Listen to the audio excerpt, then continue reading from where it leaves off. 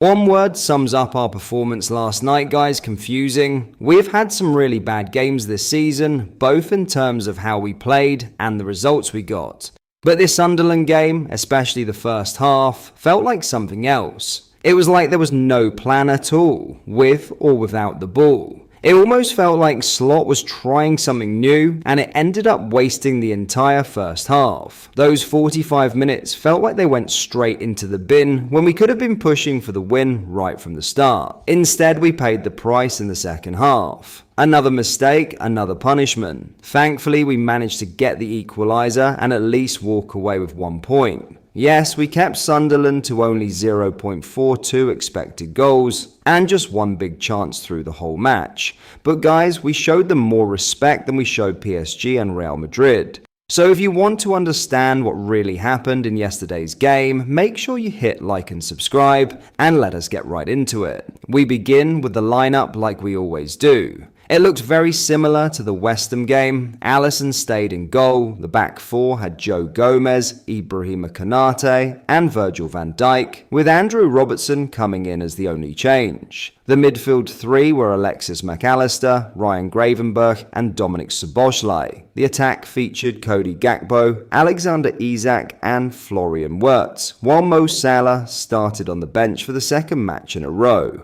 Now let us start with our pressing, because that was honestly the most bizarre part of the whole game. Even Regis, the Sunderland manager, said he was surprised by how much time and space his team got. And when you watch it back, it really shows. Take this sequence for example. You can see 4 of our players in the picture, yet we are only pressing with 2. It was Alexander Isak and Florian Wirtz stepping up to the centre-backs. Szoboszlai stayed deeper to guard the space, and you can see Gravenberch trying to sprint back to track his man. What this did was give Sunderland a constant overload against our first line of pressure. They always had more than one easy passing option, and that was not even the whole problem. Here you can see their keeper basically walking with the ball with no one near him. He had all the time he wanted to carry it forward and then pass it comfortably to the wide centre-back. That centre-back also had plenty of room to receive because Wirtz was covering way too much ground trying to close him down.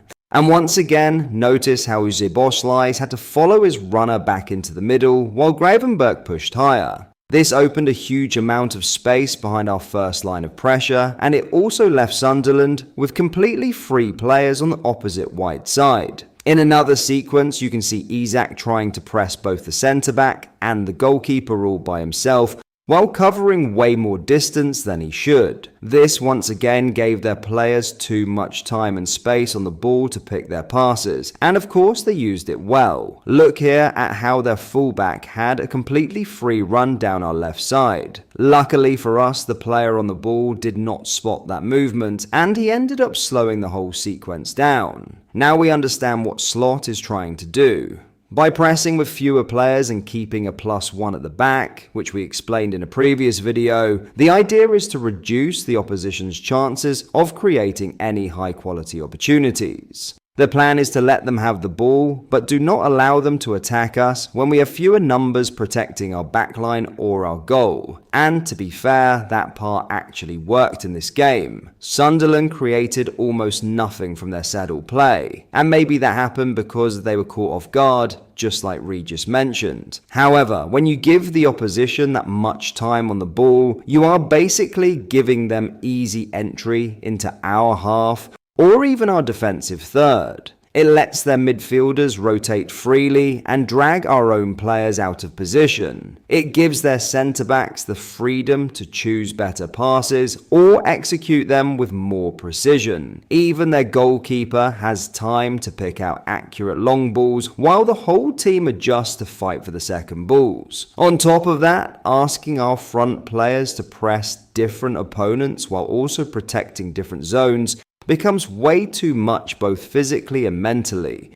You need a special group of players who can constantly cover ground while also having the awareness to know when to drop, when to pass their man on, and when to hold a space. Doing this perfectly for a full 90 minutes is rare for one player, let alone for several of them. This is why we believe that this pressing idea from Slot carries more negatives than positives. And our problems do not stop here. Just like the press, this is also nothing new.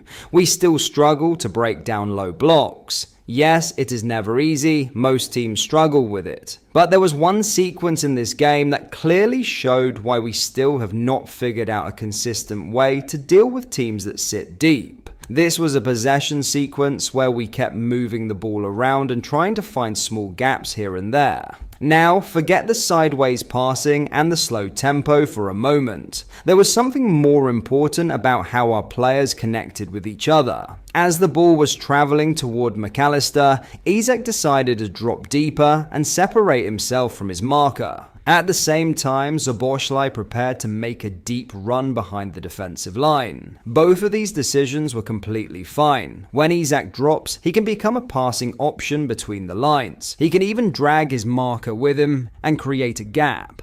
Szoboszlai with his run can become an option for a long ball over the top.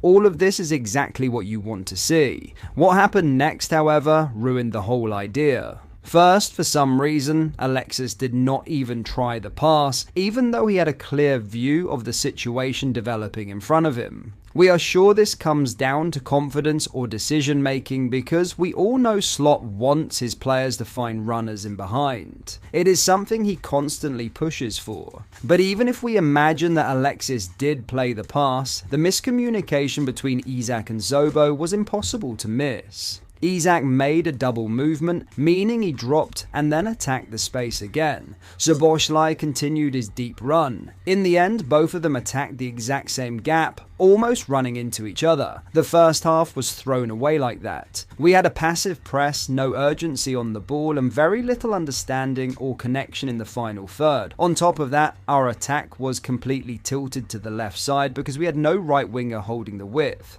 In the second half, things improved once Salah came on. His presence on the right balanced the way we attacked, and we finally raised the intensity. The problem was that it came too late because Sunderland were able to hurt us when we had momentum, and with a full half behind you, you have less time to make a comeback. Thankfully, a magical moment from Wirtz, with a bit of luck as well, gave us the equaliser. And in the dying minutes of the game, Chiesa's unbelievable commitment stopped us from conceding a second goal. So that was our full look at the game, guys, and honestly it left us with a lot of mixed feelings. There were small positives, there were clear problems, and there were moments where you could see what this team is trying to become, even if we are still far from getting there.